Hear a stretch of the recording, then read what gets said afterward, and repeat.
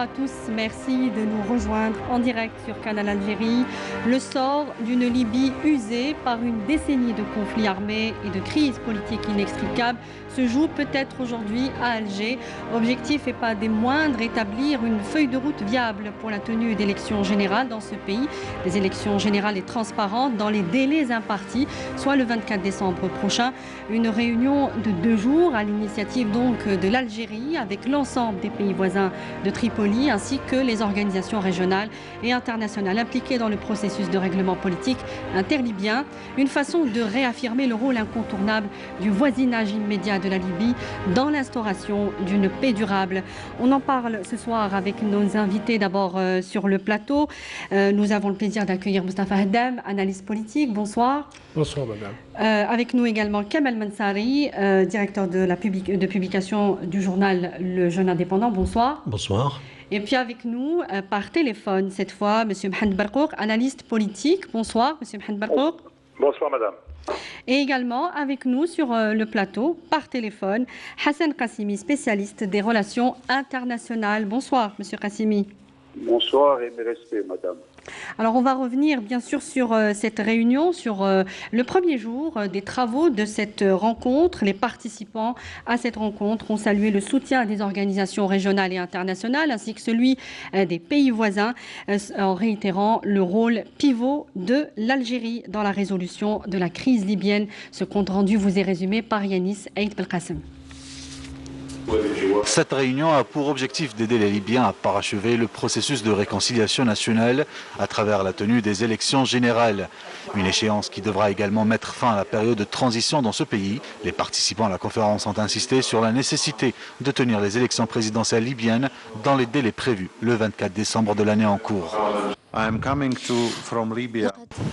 J'ai eu à rencontrer les instances libyennes ainsi qu'avec les leaders et les responsables du pays, également la ministre Nejla Mengouche. Nous avons eu des échanges quant à la tenue des prochaines élections libres et transparentes prévues pour le 24 décembre prochain. Pour sa part, la Commission de l'Union africaine aux affaires politiques, à la paix et à la sécurité estime que cette réunion est considérée comme un effort africain visant à établir la sécurité et la stabilité en Libye. Cette rencontre, qui représente un effort des pays africains, a pour objectif d'apporter une sécurité et stabilité en Libye. Surtout que les pays voisins sont d'un enjeu considérable et stratégique pour la Libye à l'avenir. Cette plateforme constitue un canal important de concertation pour la résolution des problèmes en Afrique. Quant au secrétaire général de la Ligue arabe, il a assuré que cette réunion des pays voisins de la Libye en Algérie n'est que le fruit des voix et efforts conjoints après les accords de cessez-le-feu en Libye. Notre réunion aujourd'hui intervient après l'évolution de la situation depuis la dernière réunion en janvier 2020.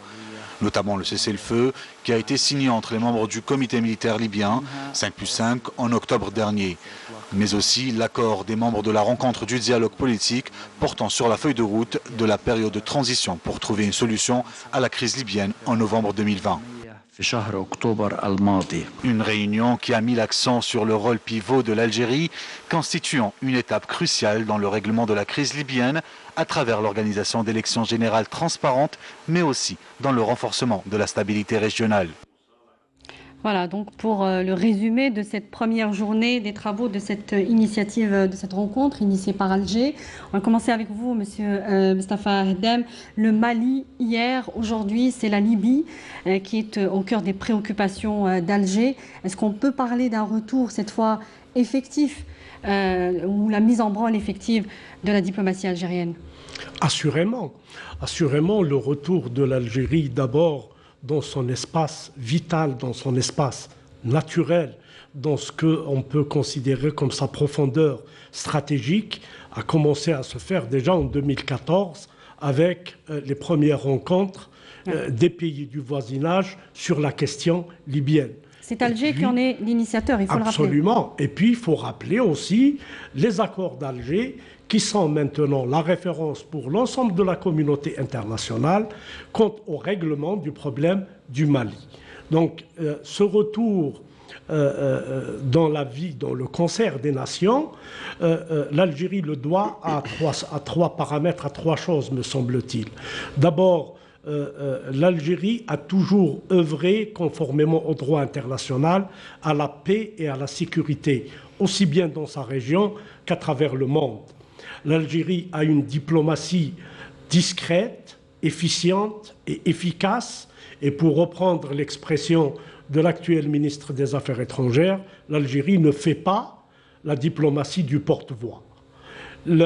En plus donc de cette efficacité, de cette efficience, l'Algérie est un pays pivot, c'est une puissance militaire de la région, c'est une puissance économique de la région, en dépit des difficultés passagères que connaît notre pays, et l'Algérie a toujours œuvré pour le retour des organisations régionales pour prendre en charge les problèmes de notre région. L'Afrique, l'Union africaine est revenue en force pour solutionner un certain nombre de problèmes africains, et dans le cas libyen, c'est le retour aussi de la Ligue arabe, sur la scène internationale. Vous vous rappelez, et tous les observateurs se rappellent, que le problème libyen a fait le tour du monde.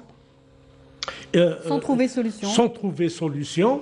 Et à Berlin II, la communauté internationale a compris que ce problème ne peut être réglé, ne peut trouver sa solution que par l'intervention des premiers concernés, c'est-à-dire les pays du voisinage, et le plus important d'entre eux, l'Algérie. Kamal Mensari, quand on décrit le rôle pivot de l'Algérie, particulièrement dans ce dossier libyen, qu'est-ce qu'on peut vouloir dire? D'abord, l'Algérie est un pays désintéressé. Il bénéficie en quelque sorte d'une certaine confiance de la part des Libyens d'abord et des autres acteurs impliqués directement ou indirectement dans le conflit libyen depuis 2011. La venue de cette réunion, de cette rencontre de 2 jours est dictée par les réalités du terrain et par l'urgence d'aller vers une réconciliation interlibyenne parce que le temps est court. Oui. Il faut agir rapidement, comme l'a souligné M. Lamamra aujourd'hui, et également M. Kurbis, qu'il fallait aller vite parce que le temps presse et que la situation au niveau local en Libye est pratiquement dans une sorte de blocus. Il y a des différends entre le gouvernement et le Parlement. Aujourd'hui, cette réunion est devenue à juste titre pour justement aplanir les différends entre les Libyens, avec l'Algérie, bien évidemment, joue un rôle moteur pour la simple et unique raison que, d'abord, le conflit libyen est un problème frontalier pour l'Algérie, et en même temps, si la situation perdure, l'Algérie subit les contre-coups sécuritaire de cette réalité qui nous a en quelque sorte et évidemment fait beaucoup de mal depuis l'histoire de Tigran Tourine en 2013. Donc il y a beaucoup de paramètres qui entrent en jeu dans l'appréciation de la situation en Libye par la diplomatie algérienne. L'urgence est d'aller vite parce que le temps, presque comme je l'ai dit, et il y a des différences entre Libyens qui peuvent exacerber la situation sur le plan interne ou pour parvenir à cette solution. En même temps, il y a les objets, il y a les pesanteurs et les contingences externes, les puissances sont en train de se renvoyer la balle du succès ou de l'échec de cette initiative de paix en Libye. Bien évidemment, la réunion d'Alger vient à point et probablement c'est une rencontre de la dernière chance, si on peut dire. On va voir on va prendre la communication avec M. Mohamed Barkouk qui est avec nous, je vous le disais, par téléphone. M. Mohamed Barkouk, si vous nous entendez, en quoi l'Algérie, le retour de la diplomatie algérienne peut aider, comme le disait Kamal Mensari, peut aider les Libyens, c'est peut-être la rencontre de la dernière chance. J'estime que ce n'est pas un retour, c'est la confirmation du rôle incontournable de l'Algérie dans la résolution des conflits de la région. Il faut dire que depuis quelques semaines, on voit un bail diplomatique algérien vers l'étranger par rapport à la crise politique en Libye, sans ingérence étrangère, dans le sécurité de la souveraineté. On a vu pendant le dernier week-end ces réunions au Mali, avec le CSA, avec la MINUSMA et un certain nombre d'acteurs en Libye pour justement faire valoir l'accord d'Alger de 2015. On l'a vu aussi que la semaine passée, c'est la décision prise par notre État par rapport à la rupture des relations diplomatiques avec le Maroc. Donc notre santé de sécurité est pratiquement une priorité de notre diplomatie. Quand on voit les périples faits par notre ministre des Affaires étrangères, ce balai diplomatique, elle a comme priorité, de mon point de vue, au moins 3 choses. La première, c'est la confirmation de ce retour diplomatique de l'Algérie sur le continent africain, notamment par rapport à un certain nombre de questions. La deuxième, c'est la sécurisation de cette région par rapport à un certain nombre de schémas de déstabilisation. Et la troisième chose, c'est essentiellement aussi consolider ce rôle d'état pivot dans cette région.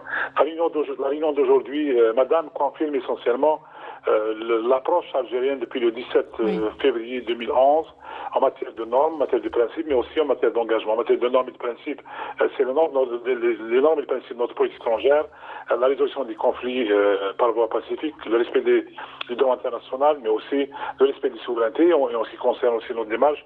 Depuis le 17 février 2011, c'est une solution politique interlibyenne, sans ingérence étrangère. Et cette solution doit être politique et non pas par voie militaire. Je crois que ces principes et cette approche a été confirmée le mois de mai 2014 en marge de l'Union des pays non alignés à Alger. C'était l'initiative de l'Algérie avec l'Europe. Aujourd'hui, on voit cette approche pratiquement s'élargir à cette pays, mais aussi associer des acteurs régionaux importants, comme la Ligue arabe, qui était à l'origine du transfert, il faut le rappeler, du dossier libyen de la Ligue arabe vers les Nations Unies, un certain 12 mars 2011. On va revenir évidemment sur l'approche algérienne. Je vais poser la même question à M. Qassimi, qui est avec nous également par téléphone, sur ce rôle pivot de l'Algérie, comme le perçoivent certainement les Libyens aujourd'hui, qui font confiance à Alger une fois de plus. Vous savez que la problématique du rôle pivot de l'Algérie est une problématique qui est importante. À juste titre, vous avez bien fait de la poser pour la simple raison que, souvenez-vous, que l'Algérie, pendant presque une décennie, il y a eu de très très fortes volontés sur le plan régional et international pour marginaliser l'Algérie sur ce dossier. Les résultats, vous les connaissez. La situation a empiré en Libye. Les différents protagonistes ont continué à s'entretuer en l'absence d'une partie comme l'Algérie qui pouvait faire beaucoup de choses en Libye et surtout elle pouvait également rapprocher les points de vue pour éviter que le pays dérape vers des confrontations qui sont sanglantes. Oui. Alors je dirais autre chose au niveau des principes.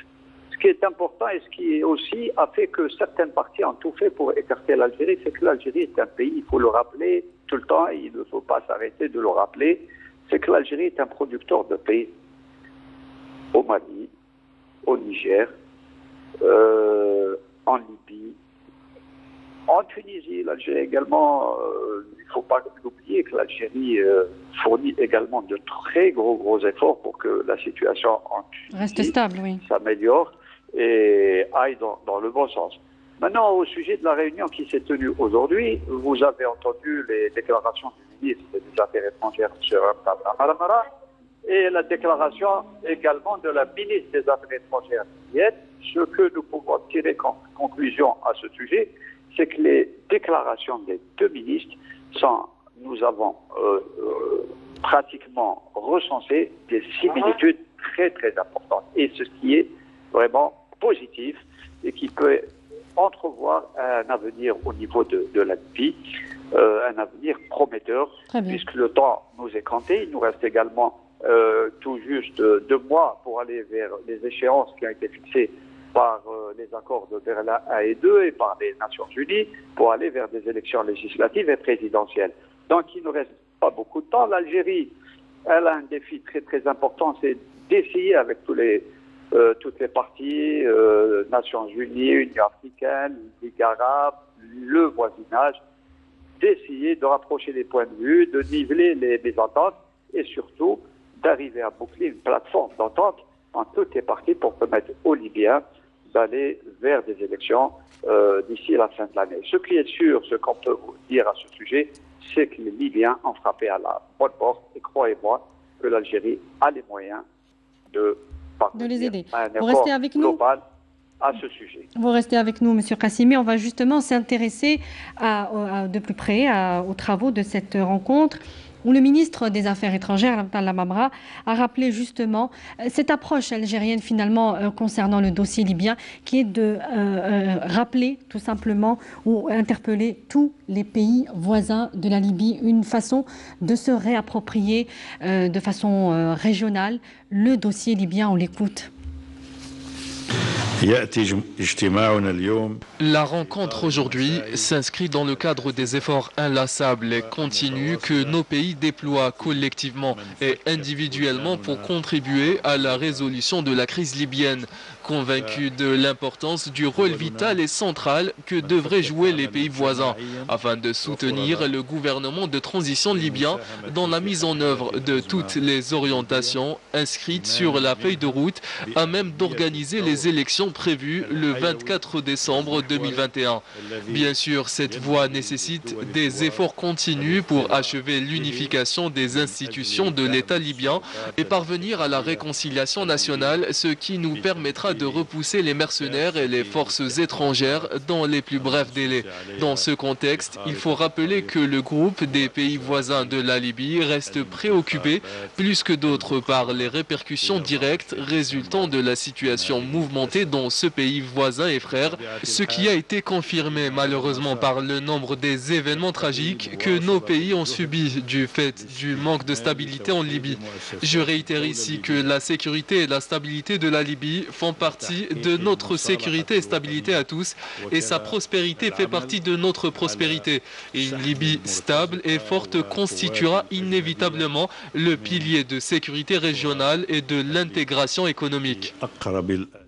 Alors des efforts continuent bien sûr pour stabiliser la Libye voisine. Monsieur Haddam, on a vu que le ministre Lamtan Lamamra, le ministre des Affaires étrangères, a dû faire le tour de plusieurs capitales africaines et arabes pour préparer cette rencontre. C'est dire qu'il faut faire encore beaucoup d'efforts, de travail pour raccorder les violons de tout le monde, surtout qu'il y a des puissances internationales qui ont des intérêts en Libye, qui ne veulent surtout pas céder. Oui, vous savez, en Libye, jusqu'à 2014, c'est-à-dire les premières années, les pays du voisinage n'ont pas eu droit de citer, en dépit des initiatives prises par l'Algérie dès le début du conflit interlibyen. Il faut dire que les Nations Unies ont pris un certain nombre de décisions, notamment relatives à l'armement, à l'exportation des armes.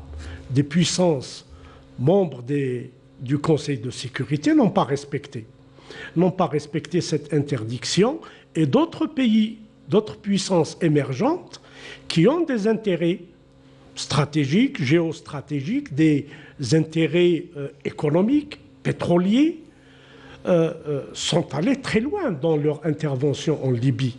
Nous avons vu, en plus de l'intervention directe d'un certain nombre de pays, nous avons vu des interventions indirectes par le truchement des armées privées. On se rappelle la présence des unités de Wagner. Et plus grave, qui ne sont pas immobilisés. Oui, ils sont et toujours plus présents. grave encore, nous avons assisté à un déplacement massif de terroristes qui étaient en série et qui ont été déplacés, 14 000 qui ont été déplacés en Libye. Donc cela a compliqué gravement la situation en Libye. Cela a eu des répercussions sur notre pays et sur d'autres pays du voisinage, mais plus particulièrement l'Algérie et la Tunisie, à un degré moindre l'Égypte. Et puis nous avons assisté à des tentatives pour empêcher et la mise en œuvre des initiatives de l'Algérie de 2014, mais aussi des tentatives pour empêcher les pays du voisinage de participer au règlement, Mais nous avons assisté, rappelez-vous, il y a de cela une année et demie, à des tentatives d'instrumentalisation de quelques pays du voisinage. Nous avons vu les tentatives menées par l'Égypte sous l'impulsion d'un certain nombre de puissances étrangères pour armer les tribus, ce qui aurait compliqué grandement la possibilité d'aller vers un règlement. Maintenant, dès lors que, à partir de la réunion de la Marsa en Tunisie, le principe d'un gouvernement de transition a été arrêté, la nécessité d'organiser des élections avant la fin de l'année en cours a été décidée et confirmée en juin par Berlin II. Maintenant, c'est la mise en œuvre. Et la mise en œuvre va rencontrer des écueils, et ce sont ces écueils qui ont été cités, pas dans leur totalité, par M. Ramtal Mamra et par la ministre des Affaires étrangères du gouvernement de transition libyen, à savoir réunifier les institutions, parce que nous savons que le gouvernement de transition n'est pas écouté dans toutes les régions de la Libye, et puis régler ce problème de l'armement et des forces étrangères. Et aussi des terroristes, des mercenaires et des terroristes. Concrètement, je vous pose la question, Kamel Mensali, que peuvent aujourd'hui faire les pays du voisinage qui ont eux-mêmes des crises internes, des crises d'ordre sécuritaire? On a vu que l'ingérence étrangère n'est en aucun cas la solution. On le voit aujourd'hui, par exemple, avec l'Afghanistan. Que peuvent faire concrètement aujourd'hui les pays voisins de la Libye pour aider ce pays à sortir de ce bourbier? D'abord, encourager les Libyens, donc ça a été dit durant la réunion aujourd'hui, on a entendu toutes les interventions qui s'exprimaient sur la nécessité de pousser les Libyens, de les aider à appliquer la feuille de route qui a été approuvée à Tunis, Berlin 1, Berlin 2. Moi, je voudrais aussi revenir sur le contexte. Qu'est-ce qui a poussé? Pourquoi cette réunion? D'abord, quand on lit ce qui a présidé la tenue de cette réunion, il y a la question sécuritaire, qui est commune à tous les pays, l'immigration clandestine. En plus, il y a aussi la nécessité de réunifier l'armée, qui est l'un des principes de l'accord d'octobre 2020. Donc ça, c'est un problème, sans parler de la réunification des institutions. Quand on parle d'abord de la présence, aujourd'hui, on a encore une fois soulevé la question des présences des forces étrangères et des mercenaires. La Turquie, qui s'est impliquée directement dans le conflit, elle a ouvertement annoncé, elle a ouvertement reconnu qu'elle avait injecté des combattants, jusqu'à 14 000 combattants ramenés de la Syrie pour combattre et protéger dans le cadre de l'accord sécuritaire conclu entre le gouvernement de Sarraj et Ankara pour protéger la Tripoli de ce qui a été considéré comme une possible attaque des troupes de Haftar. Et on a vu, pardonnez-moi Kamel Mensali, juste à propos de ce que vous dites, on a vu la ministre libyenne des Affaires étrangères interpeller son homologue turc à propos justement... Exactement. En plus de ça, ce que Mustafa a un petit peu affirmé d'une manière indirecte, M. Sisi l'a reconnu. M. Abdel Fattah Sisi, le président égyptien, a dit clairement en décembre 2019 que l'Égypte soutiendrait l'ALN, c'est-à-dire l'armée dirigée par Haftar. Donc on a une implication directe de deux États. Certes, ils sont derrière ces deux États. Il y a des puissances qui les épaulent, mais en même temps, ils ont exacerbé la tension. Évidemment, aujourd'hui, nous sommes dans un accord et une échéance et un calendrier. Aujourd'hui, le plus important pour les Libyens, ce n'est pas simplement l'échéance de décembre. Il y a l'aspect sécuritaire. Unifier l'armée. Sans cela, rien n'est possible. Aujourd'hui, Dbeibah n'arrive pas à réunifier les institutions pour la simple et unique raison qu'il ne contrôle pas le Parlement et le Parlement déborde son départ. Déjà, on devait aujourd'hui passer devant le Parlement pour s'exprimer, pour rendre des comptes sur la gestion du budget du gouvernement. Il a été interpellé par les parlementaires sur cette question-là. Et aujourd'hui, les parlementaires sont préoccupés par la loi électorale. Et tant que la loi électorale n'a pas été approuvée, parce que c'est un long long processus, il y a des négociations sur article après article, ça prend du temps. C'est pour ça qu'aujourd'hui que M. Kubis s'est adressé aux parlementaires en leur disant accélérer le processus de révision de la loi électorale. Ça pose un grand problème pour la réalisation de l'objectif fixé au 24 décembre. C'est pour ça que l'Algérie a parlé de temps. Le temps fait... Il n'est pas un allié. Et ce n'est pas un allié, et pourtant il y a une urgence. Plus on joue sur ce registre-là de divergence, plus la solution risque de s'éloigner. Mais en même temps... Attendez, par rapport au vote de confiance qu'avait donné historiquement, hein, c'était historique que le Parlement libyen donne un vote de confiance à ce gouvernement de transition. Comment expliquer aujourd'hui ces blocages? Bien sûr, parce que le président Aqil Salah, le président du Parlement, a donné 10 jours au gouvernement pour venir s'expliquer, de rendre des comptes, parce que le gouvernement doit présenter son bilan. Et ce bilan-là n'a jamais été présenté, ça prend du temps, c'est pour cela qu'aujourd'hui, il y a un bras de fer entre le gouvernement et le Parlement. Ça exacerbe un petit peu la tension. Ce sont des détails importants dont on ne parle pas, mais qui sont en train d'exacerber la tension et qui peuvent jouer sur le devenir de l'échéance du 24 décembre. Ça, c'est d'un côté. De l'autre côté, aussi longtemps que et c'est cela que les puissances profitent. Il n'y a pas de solution libyenne. Le gouvernement est en crise avec le Parlement. Les troupes étrangères sont sur place. Il n'y a pas d'armée. Personne n'est là pour remplacer ces mercenaires ou ces forces étrangères. Aussi longtemps que cette situation reste, ça complique la situation. Et aujourd'hui, la réunion à laquelle a appelé l'Algérie ou que l'Algérie organise, elle va dans ce sens. On s'attend demain dans le communiqué final qu'il y ait cette insistance et ce point précis départ des forces étrangères. À ce moment-là, une fois que les forces étrangères disparaîtront, quitteront la Libye, la nécessité de former une armée Vous pensez que c'est le nœud gordien, réellement? Parce qu'il y a en parallèle ces tensions dont on parle. Du moment qu'aujourd'hui, l'ONU, M. Kubis, a parlé de la désignation d'observateurs de l'application du cessez-le-feu. Ça, c'est aussi important, c'est un point important. L'Algérie va participer, à mon avis, dans ce processus. On va prendre la communication, encore une fois, avec M. Qassimi, sur un peu ce que vient de dire M. Kamel Mansari. Cet accord de cessez-le-feu reste fragile tant que les tensions sont présentes entre les deux camps, celui de l'Ouest et celui de l'Est. Il y a aujourd'hui le temps qui n'est pas un allié dans la crise libyenne. Qu'est-ce que vous en pensez, Monsieur Qassimi? Vous savez, il n'est jamais trop tard pour bien faire. La Libye s'était enfoncée pendant plus d'une décennie dans une situation incroyable et c'était vraiment un véritable cauchemar pour le peuple libyen.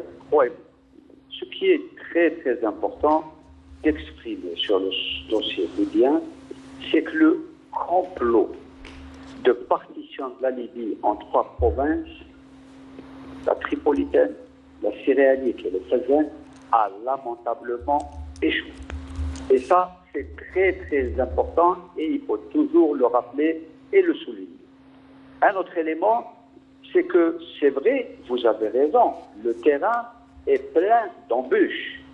Mais si vous avez entendu tout à l'heure El Mengouche, la ministre des Affaires étrangères libyennes, a soulevé un point nodal et fondamental dans la problématique libyenne. D'ailleurs, certains de vos participants à cette table ont bien expliqué que le problème fondamental demeure les ingérences étrangères. Alors là, il faut absolument revenir à la feuille de route du Conseil de sécurité qui a absolument mis l'accent sur la nécessité d'évacuer au plus tôt ces forces étrangères qui sont en Libye, mais malheureusement, le Conseil, il faut le dire, de sécurité a aussi échoué lamentablement sur le dossier libyen. On a réussi à apporter la paix. Il y a aussi les Occidentaux, l'Union européenne. Vous voyez que l'Union européenne parle beaucoup de paix, mais malheureusement, ils ne savent faire que la guerre. Ils ont été incapables d'instaurer la paix en Libye. Alors, pour Haftar, c'est une personnalité un peu hybride. C'est quelqu'un qui a été éjecté des nouvelles institutions gouvernementales qui ont été élaboré dans le cadre des Nations Unies et dans le cadre des accords de Berlin, Haftar se retrouve maintenant à la tête de ministre sans aucune légitimité. Il a été nommé ministre de la Défense à une certaine époque par Aqila Salah, et Aqila Salah est à la tête d'une assemblée dont le mandat a expiré. C'est très très important de le dire, de le réaffirmer et de le souligner. Cela veut dire que ni Aqila Salah ni Haftar ne disposent actuellement de légitimité, et la seule légitimité actuellement au niveau de la Libye, c'est le Conseil présidentiel et c'est le gouvernement d'union nationale. Bien sûr, il y a les parties étrangères qui sont en train d'essayer de parasiter le parachèvement du processus institutionnel libyen par l'organisation d'élections pour arriver à avoir un président de la République. Une fois que le président de la République, une fois que l'Assemblée sont élus, on pourra peut-être passer dans une deuxième phase pour aller vers une constitution qui définira à peu près le statut de la forme et de la République parlementaire, semi-parlementaire ou présidentielle. Donc, dans tout ça, croyez-moi que l'Algérie est arrivée au bon moment. Nous avons un grand spécialiste des questions de paix, des questions de gestion des crises, dans la personne de M. Raftan Lamamra. Et je pense que si les alliés stratégiques de l'Algérie mettent tout, croyez-moi qu'un accord global est à la portée des Libyens d'ici la fin de l'année. Alors il y a, M. Qassimi, justement cette déclaration de la ministre libyenne des Affaires étrangères, Mme Nejla El-Menqouch, qui a réitéré aujourd'hui l'importance ou le rôle positif qu'a joué l'Algérie dans cette crise libyenne, ainsi que l'importance d'édifier un partenariat positif avec les pays voisins, ce qui explique pourquoi la Libye aujourd'hui se réfugie auprès des pays voisins plutôt que des pays qui sont des puissances qui en veulent surtout à ces ressources. On écoute la ministre libyenne. Je souhaiterais à cette occasion vous transmettre la profonde gratitude et considération du président de l'Union nationale et le président du Conseil présidentiel, valorisant le rôle positif et efficace de l'État algérien frère, et ce, depuis la création de l'Union nationale. Nous aspirons à l'établissement d'un partenariat avec les pays voisins, un partenariat basé sur la complémentarité et l'échange positif afin d'instaurer la paix et la sécurité avec les pays de la région et les États voisins. Nous avons dépassé dans le gouvernement de l'Union nationale l'étape de l'unification de toutes les institutions civiles, et sa diplomatie est présente dans cette honorable Assemblée unie représentante de tous les Libyens. Nous avons besoin de sécurité et de quiétude sur tout le territoire de notre chère Libye pour créer l'environnement favorable pour une transition démocratique pacifique et une réconciliation intégrale entre toutes les parties du peuple libyen, afin qu'il y ait une vision unique, équilibrée de l'avenir de la Libye. À partir de là, nous avons annoncé l'initiative pour la stabilité en Libye pour qu'elle soit sous l'égide et orientation nationale libyenne, avec le soutien des Nations Unies ainsi que les pays amis et frères, dont les États voisins et les pays de la région, pour soutenir les Libyens dans le choix de leur destin et leur avenir conformément aux recommandations de la conférence de Berlin. Alors on voit l'implication donc d'un des membres du gouvernement de transition libyen, la ministre des Affaires étrangères. Sa présence dans cette réunion indique en tout cas un pas positif, la volonté des Libyens d'aller de l'avant. C'est ce qu'a dit un peu en substance Yann Kubis, l'envoyé personnel du secrétaire général de l'ONU, que les Libyens devaient céder eux-mêmes avant de demander de l'aide aux pays voisins. Votre commentaire, Monsieur Berkouk? Bon, j'estime qu'il y a une prise de conscience depuis très longtemps par rapport au besoin d'arriver à un consensus facilitant la unification politique, mais aussi la mise en œuvre d'un plan pour endiguer les différentes dynamiques d'insécurité. Et on a 6 dynamiques d'insécurité. La première étant la présence de milices et de groupes armés, la prolifération d'armes, le problème de l'ALN, la non-unification des instances de défense nationale.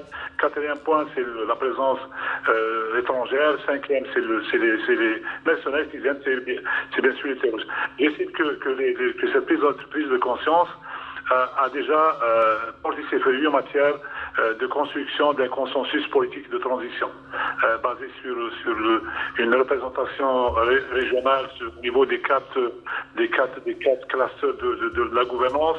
Et il y a aussi cette volonté d'y aller vers des élections le 24 décembre prochain, une date historique, c'est le 70e anniversaire de l'indépendance de la Libye.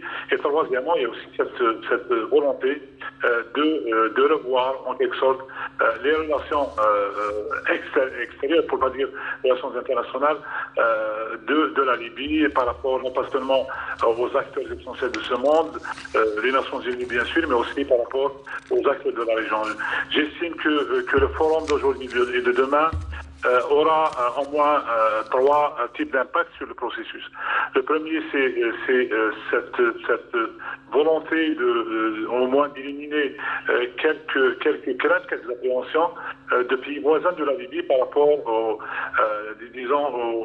retour de mercenaires. Je parle du Tchad, on a vu le cas du FAC, du Front d'Action de la Concorde au Tchad, qui est composé essentiellement de mercenaires en Libye, le cas du Niger, le cas du Soudan. Deuxième impact important aussi, c'est le retour de deux organisations régionales, notamment la Ligue arabe, qui doit prendre ses responsabilités. Comme je le disais, c'est cette institution qui a pensé le dossier libyen vers les Nations Unies, mais aussi, il ne faut pas oublier que le rôle de l'Union africaine a été torpillé par quelques acteurs de cette Ligue arabe. Le troisième point, j'estime qu'il y aura aussi une prise de confiance de par les acteurs libyens par rapport à 2 dynamiques convergentes. La première, c'est cette notion cette volonté de créer les règles constitutionnelles et les procédures en matière de droit électoral pour sécuriser et donner plus de légitimité aux élections du 24 décembre.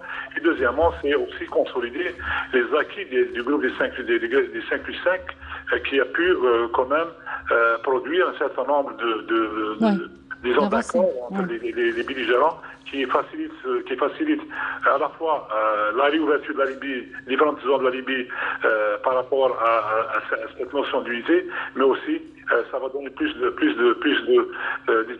dynamisme à la volonté des 4 structures de la gouvernance libyenne pour arriver aussi à créer des consensus opératoires entre elles.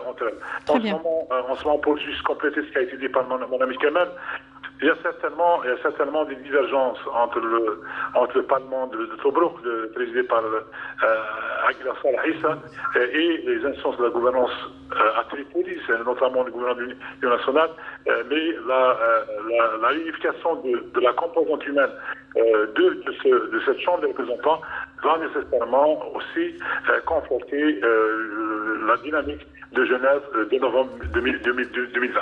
Très bien. On revient sur le plateau avec vous, Mostafa Haddam.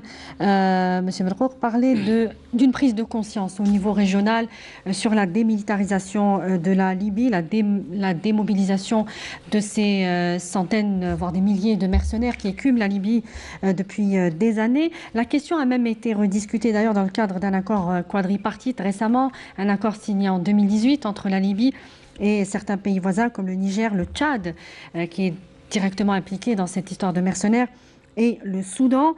Est-ce qu'il peut vraiment concrètement, Monsieur Haddam, est-ce qu'il peut y avoir consensus sur cette question de la démilitarisation de la Libye? Écoutez, Madame, moi je voudrais, si vous me permettez, donner 2 remarques. D'abord, la réunion d'Alger n'est pas une réunion à caractère protocolaire. 48 heures, c'est beaucoup.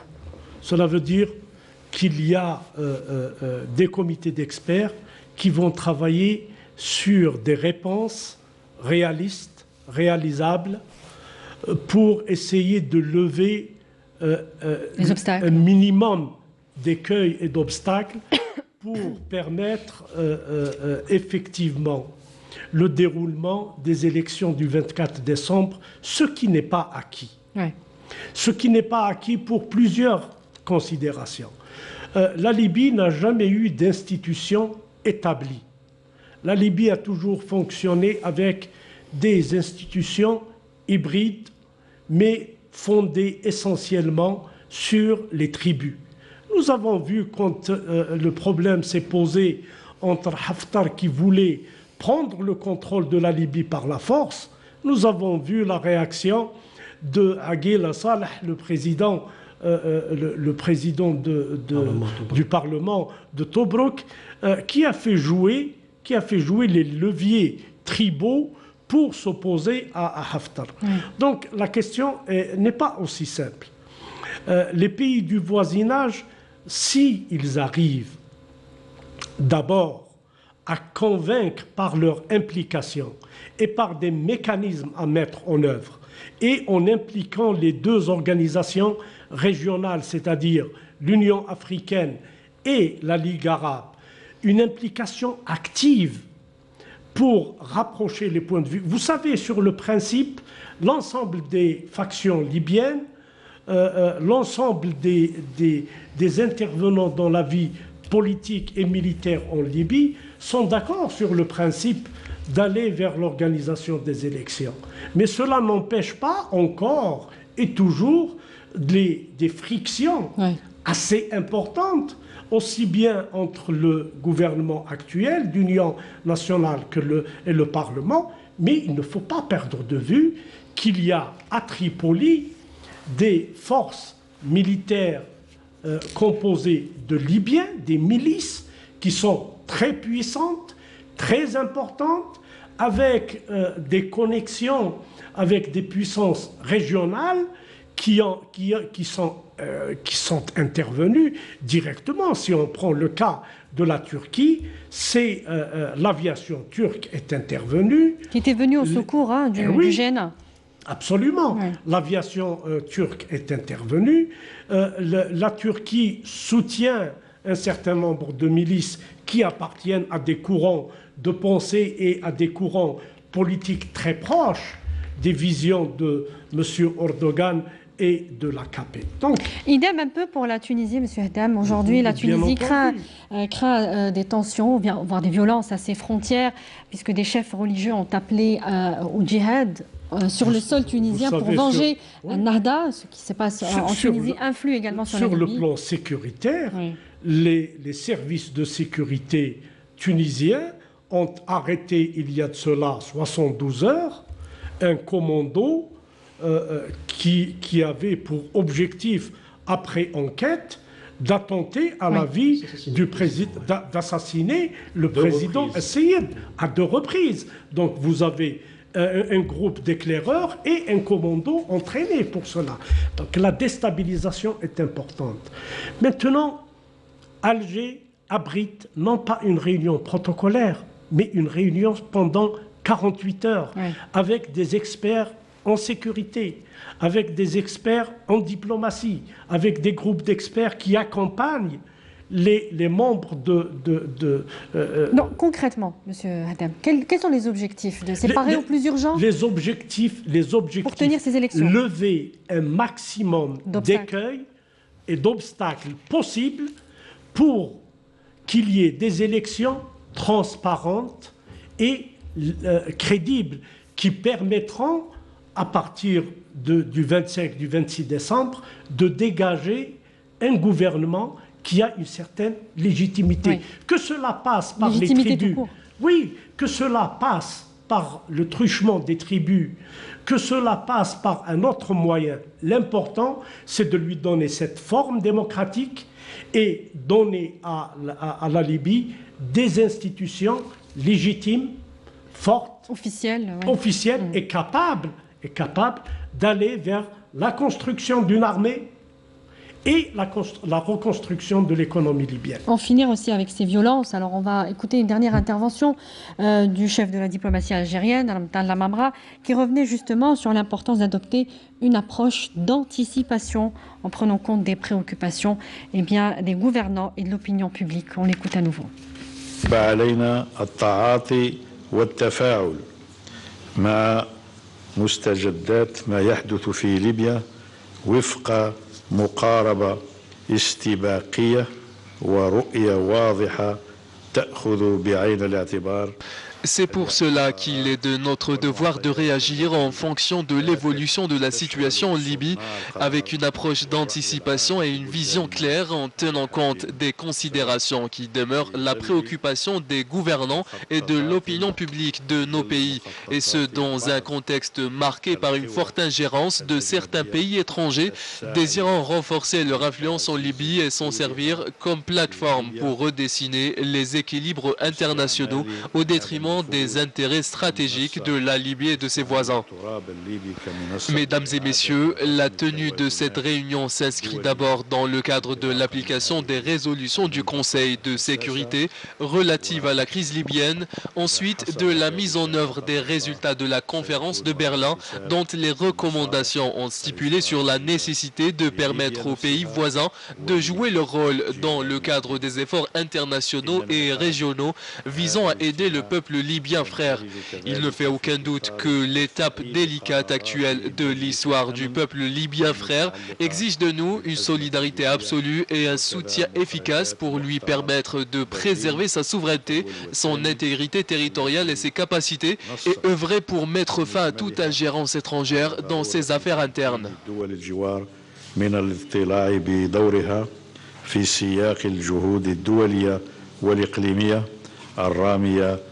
لمساعدة الشعب الليبي الشقيق للتخلص من محنته. Alors dans les conclusions de la conférence de Berlin 2, il avait été dit dans les conclusions que des mesures sérieuses devaient être prises pour unifier les institutions, Kamel Mensari, les institutions libyennes, et mettre fin à cette période de transition. Pensez-vous que le gouvernement de transition est à même de lever les obstacles dont parlait M. Hadam? D'abord, il faut rappeler que la réunion de Berlin a consacré l'échec de l'accord de Skhirat. Ça a été vraiment un échec. Maroc. Oui, ça a été un échec reconnu par tous les participants à Berlin. Pourquoi? Parce que l'accord de Skhirat a consacré le pouvoir entre une minorité et qui n'a pas réglé le problème de la répartition et la représentativité au sein de toutes les couches libyennes, ce qui a soldé par une crise de septembre 2015 jusqu'à fin 2016. C'est-à-dire on a perdu beaucoup de temps. Les Libyens font les frais de cet accord qui a été vraiment, qui a retardé la solution de la crise et qui en même temps n'a pas donné de visibilité aux Libyens. Aujourd'hui, il y a un consensus libyen autour de la question des élections. Les Libyens sont d'accord sur cette question. Pourquoi? D'abord, ceux qui participent aujourd'hui au gouvernement sont non partisans. C'est-à-dire, et déjà, tous ceux qui ont participé au forum de Tunis sont d'extraction tribale, il faut le rappeler. C'est des représentants, mais ils sont apolitiques, ils ne sont pas partisans. C'était la condition sine qua non pour créer une sorte de confiance entre tous les participants et entre tous les Libyens. Aujourd'hui, le problème des Libyens, c'est d'abord s'assurer qu'il y ait le vote sur la loi électorale. C'est très important.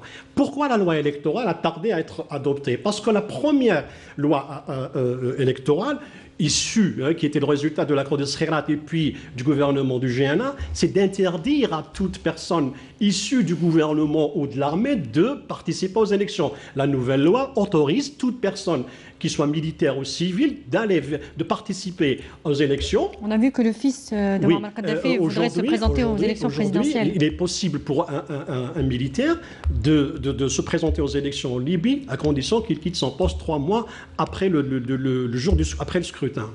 Ça, c'est très important. C'est encore au débat. Les Libyens sont en train d'essayer de le régler.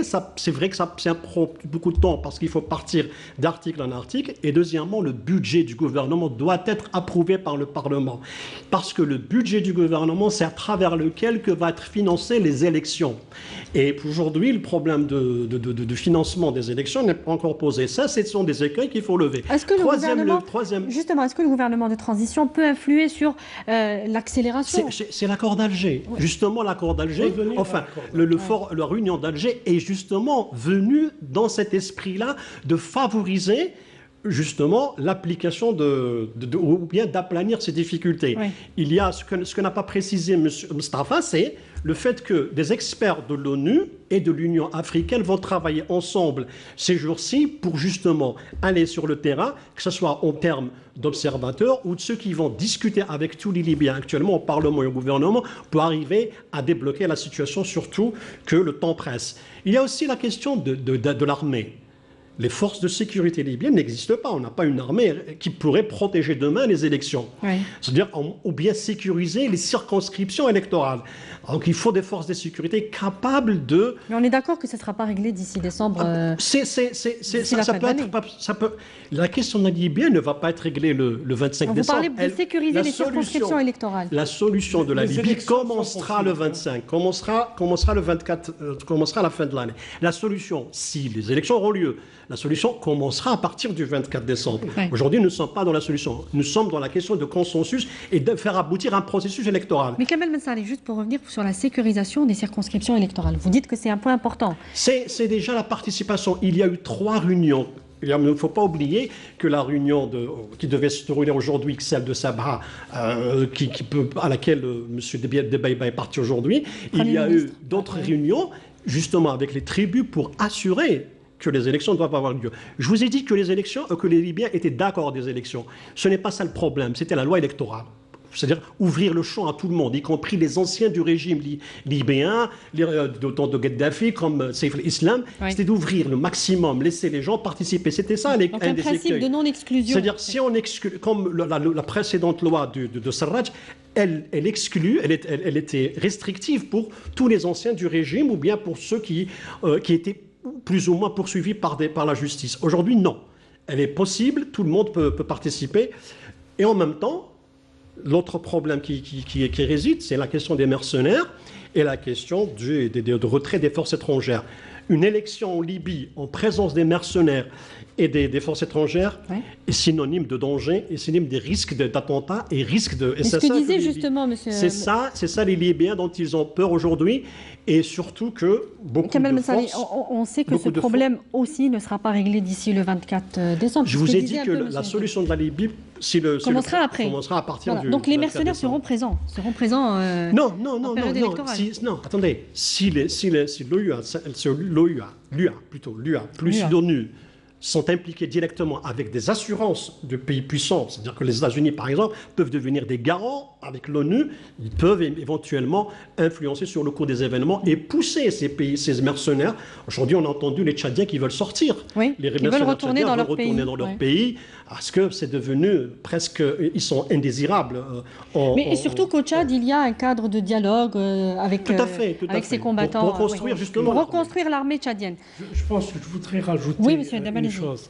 Si pour les puissances étrangères impliquées et pour les armées privées, cela est possible, avec l'intervention de l'Union africaine, de la Ligue arabe et des Nations unies, bien entendu avec l'intervention active de grandes puissances comme la Russie et les États-Unis, y compris pour la Turquie, cela est possible.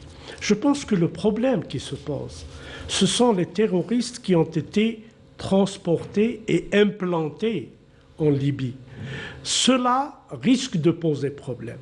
Je pense que la solution en la matière, dès lors que les tribus sont d'accord pour les élections, c'est la conjonction des efforts des tribus et des forces africaines, arabes, qui seront en place. Oui. Ce sera les solutions proposées par les experts de l'Union africaine, de la Ligue arabe et des Nations unies qui vont se déplacer pour proposer des solutions sur le terrain. Je pense que si les tribus sont d'accord C'est un signe positif, donc. C'est un signe positif. Parce que ce n'est pas la première date retenue pour les élections. Cela pourra empêcher les méfaits des terroristes qui ont été déplacés de la Syrie vers la Libye. Et c'est une carte de pression. C'est celle-là qu'il faut arrêter, et c'est celle-là qui est difficile. Ce sont ceux-là qui sont difficiles à faire partir de la Libye. La Turquie peut prendre une décision et déplacer ses troupes en 48 heures, 72 heures, voire une semaine. Pour les armées privées comme Wagner, dès lors qu'il y a un accord international, ils quitteront en 10 jours, 15 jours. La majorité de Wagner ont quitté le territoire depuis juin 2019. Officiellement, il resterait à peu près 1000, quelque chose comme ça. Mais les 14 000 terroristes n'obéissent à personne. Oui, ce sont des terroristes. Et les milices n'obéissent à personne. Dès lors que leurs intérêts sont en jeu, ils n'obéissent même pas aux États qui les utilisent. Ils obéissaient au GNA, c'est ça ce qui est grave. Oui, l'influence de GNA est toujours présente. Dans le cadre d'accords secrets avec les services turcs. C'est tout. Non, mais c'était officiel. C'est-à-dire que Sarraj disait que ces milices-là, la force 101, Katibat 101, faisait partie du GNA. C'était eux qui protégeaient Tripoli. Alors, on va poser une dernière question, puisque le temps qui nous est imparti est bientôt terminé. On parlait du retour du fils de Muammar Kadhafi, Saïf al-Islam, qui voudrait briguer donc un mandat présidentiel. Il parle d'unifier la Libye. Qu'est-ce que vous en pensez? Vous savez, la tribu, le Gdedfa, est l'une des tribus les plus importantes de Libye. Et il y a d'autres tribus, j'allais dire vassales, mais des tribus amies avec la tribu des Gdedfa. Maintenant, il faut rajouter à cela que nous avons une personnalité qui a ses relations et ses réseaux, aussi bien dans les pays limitrophes qu'à travers le monde. Il a gouverné au nom de son père pendant des années. Il est peut-être là le problème, non? Il est détenteur d'un certain nombre de secrets et il a ses... Donc il pourrait aider la Libye, c'est ce que vous voulez dire? Je pense sur certains paramètres. Je pense, à titre personnel, oui, qu'il est un personnage éclairé, qu'il est ouvert au changement démocratique et qu'il peut contribuer du fait de ses relations et de ses réseaux nationaux et internationaux à apporter, à être une personne assez forte. Parce que là, maintenant, le prochain président, le prochain chef de gouvernement doit être un homme fort, capable d'aller vers la création, d'avoir l'assentiment de toutes les tribus et d'aller vers une construction institutionnelle. Et cela n'est pas joué. Avant de revenir à vous, Monsieur Mensali, on va donner un dernier mot à nos deux spécialistes, politologues et spécialistes en relations internationales qui sont encore avec nous par téléphone sur cette même question. Je vais commencer par vous, Monsieur Barkouk, très rapidement sur le retour du fils de Muammar Kadhafi et sur les perspectives du règlement de cette crise. Rapidement, Monsieur Barkouk. Monsieur Barkouk, est-ce que vous nous entendez? Très bien, alors on va essayer avec Monsieur Qassimi. Monsieur Qassimi, vous êtes avec nous. Écoutez, moi, sur la question, je vais vous donner mon sentiment et mon point de vue. Moi, je pense que même si la question, elle est importante, je crois qu'il est pour le moment assez précoce de vouloir parler des candidats. Le plus important pour l'heure, et les questions de l'heure, d'ailleurs, le ministre des Affaires étrangères l'avait solennellement déclaré, c'est d'aller dans le fond lors de séances à huis clos pour étudier les propositions qui ont été faites par la ministre des Affaires étrangères, Helman Gauche. Si vous avez bien entendu le discours de la ministre des Affaires étrangères, Helman Gauche, elle est venue avec des propositions bien précises, à peu près 5 ou 6 propositions. Si on doit tirer un enseignement de ces propositions, nous dirons une chose qui est très très importante, c'est qu'il y a une communion de vues et une démarche plus ou moins uniforme entre le Conseil présidentiel et le gouvernement d'union nationale. Pourquoi faire cette observation et ce constat? Pour la simple raison, souvenez-vous, quand il y a eu l'élection de ces deux instances, il y a eu au niveau de certaines presses malfaisantes occidentales qui ont déjà commencé à planter les clivages entre ces deux instances, c'est-à-dire entre le Conseil présidentiel et le gouvernement d'union nationale. Le discours de Mme El-Menbouch aujourd'hui nous prouve que c'est des accusations qui ne sont pas fondées, que le Conseil présidentiel et le gouvernement d'union nationale ont dû certainement avaliser le discours de Mme El-Menbouch avec les 6 propositions et les 6 recommandations que notre ministre des Affaires étrangères a promis de les étudier aujourd'hui ou demain à huis clos. Donc, c'est quand même très, très important. Pourquoi je dis tout ça? Parce que, écoutez, madame, le processus de paix qui est en train de se développer, de se redéployer en Algérie, croyez-moi qu'il fera l'objet de beaucoup de tirs croisés pour essayer de le neutraliser ou du moins le parasiter. Mais l'Algérie a déjà déclaré d'une manière très forte, vous avez entendu la déclaration de notre ministre des Affaires étrangères, où il a dit qu'il était important d'aller vers une démarche anticipative. Pourquoi une démarche anticipative? C'est pour tenir compte de l'ensemble des embûches et des obstacles qui risquent de se poser pour leur avenir immédiat. Donc la question la plus importante pour notre ministre est de mettre le maximum de chances de notre côté pour pouvoir faire aboutir ce processus. Monsieur Hassan Qassimi, je rappelle que vous êtes spécialiste des relations internationales. Merci d'avoir été avec nous. On remercie également M. Mohamed Barkouk, dont on a perdu la communication. Politologue, il était avec nous. Je reviens avec vous, Kamel Mensari, sur cette même question. Peut-être sur les perspectives de ce qu'on peut espérer aujourd'hui pour la Libye dans un avenir proche. On terminera là-dessus. Si on parlait de Saif al-Islam, pour commencer, donc Saif al-Islam, c'est vrai que il représenterait probablement une option. Aujourd'hui, en Libye, il y a une désaffection de la population de la chose politique en raison de problèmes de la corruption qui a gangréné le gouvernement du GNA. Et beaucoup d'affaires de corruption, ça a créé une sorte de fossé et de rupture de confiance entre les gouvernants et le gouvernement en Libye. Maintenant, on cherche une solution de rechange. La solution pourrait être Saif al-Islam, al-Kadhafi. Les sondages le donnent favori. Il est une sorte de symbole, c'est ce que vous dites? Il est une sorte de symbole d'une ère parce que c'est vrai qu'il a beaucoup de réseaux. Il a été déjà auparavant très proche des frères musulmans. Il est modéré, bien évidemment. Il a une bonne aura au niveau international. Il a des ramifications et des connexions à l'extérieur, y compris en Algérie. Ce serait quand même un peu ironique. Le retour de Saif al-Islam après ce qui s'est passé. Non, c'est probablement pour les Libyens on rétablit une justice. Peut-être on lui rend justice, je ne sais pas. On peut faire une lecture qu'on veut. Mais est-ce qu'il le sera ou pas? Ça va revenir aux Libyens.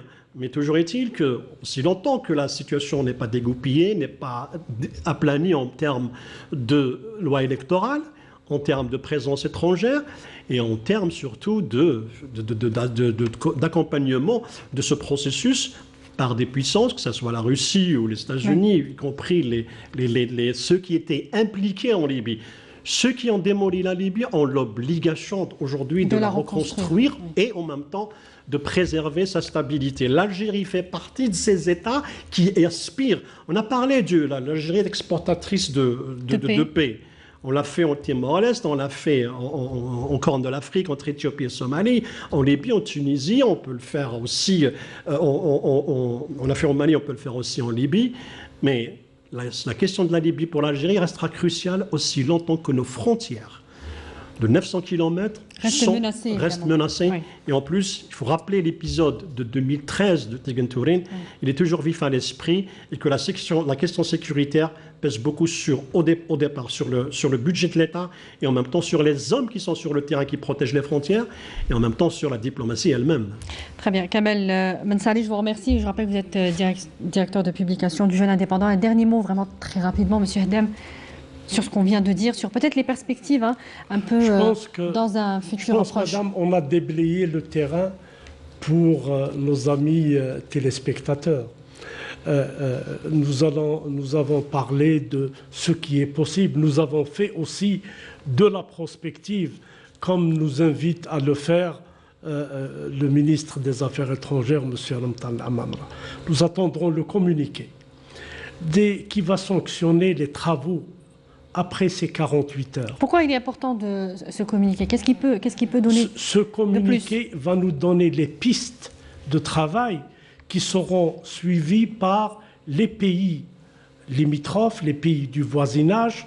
Quels sont les mécanismes qui seront mis en place pour sécuriser les élections? D'abord, arriver à planir quels sont dans les faits les mécanismes qui seront mis en œuvre pour enlever ces écueils, pour pouvoir organiser d'abord les élections le 24 décembre et au niveau, aussi bien au niveau politique, au niveau sécuritaire, et quels sont les moyens qui seront mis en place, aussi bien par l'Union africaine, la Ligue arabe, les pays limitrophes, et pour reprendre l'expression de Semensari, les puissances européennes et arabes qui ont détruit la Libye.